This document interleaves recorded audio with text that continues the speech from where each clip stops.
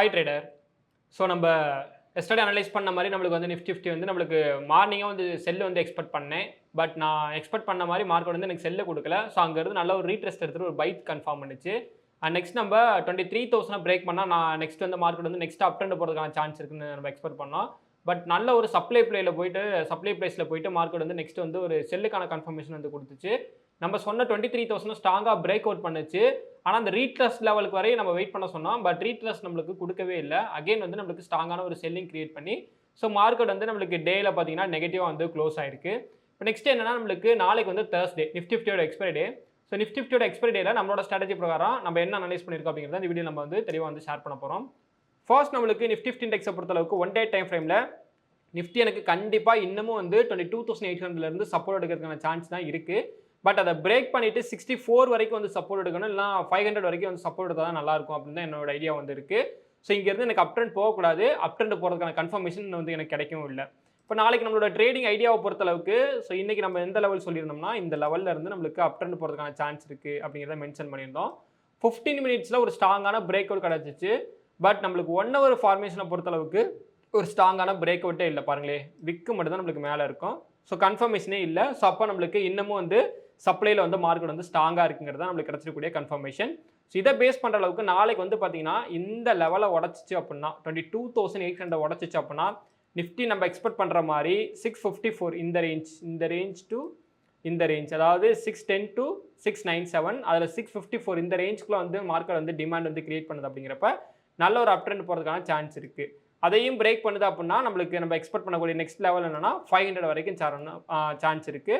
அதை பிரேக் பண்ணுதுன்னா நெக்ஸ்ட் நம்மளுக்கு 22,221, அதுக்கப்புறம் 21,000 எலெக்ஷனோட ஃபாலை வந்து நிஃப்டி வந்து ரீச் பண்ணுறதுக்கான பாசிபிலிட்டிஸ் இருக்குது.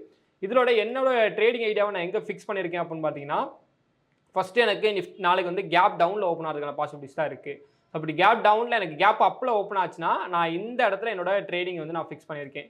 957 வந்து பிரேக் ஆச்சுன்னா நான் ஒரு டவுன் ட்ரெண்ட் என்ட்ரி எடுத்துகிட்டு ஃபர்ஸ்ட் டார்கெட்டாக வந்து 800ஐயும் நெக்ஸ்ட் டார்கெட்டாக வந்து 22,700ஐயும் வந்து நான் வந்து ஃபிக்ஸ் பண்ணியிருக்கேன். இல்லை எனக்கு மார்க்கெட் வந்து எனக்கு கேப் டவுன்லேயே ஓப்பன் ஆகுது அப்படின்னா நான் அதில் 15 மினிட்ஸில் ஸ்ட்ராங்கான ஒரு என்ட்ரி பிளேஸ் வந்து இருக்குது. ஸோ இன்னைய டேவை பொறுத்தளவுக்கு வந்து மார்க்கெட் வந்து நல்லா தான் வந்து கன்ஃபார்மாக வந்து க்ளோஸ் ஆகிருக்கு. இந்த டே தான் அதாவது இங்கே தான் நான் சொன்னது. இதை வந்து எனக்கு ஸ்ட்ராங்காக பிரேக் ஆகிருக்கு. பட் நெக்ஸ்ட் கேண்டிலோட கன்ஃபர்மேஷன் வந்து எனக்கு கிளியராகவே இல்லை. ஸோ அதனால் மார்க்கெட் நம்மளுக்கு இங்கேருந்து நெக்ஸ்ட் வந்து டவுன் ட்ரெண்ட் வருது. அப்படிங்கிறப்ப இதை ஃபோக்கஸ் பண்ணு, இது தான். ஸோ இந்த லெவல் இருக்குல்ல, இந்த லெவலை ஜஸ்ட் நம்மளுக்கு பிரேக் பண்ணாலே டவுன் ட்ரெண்ட்.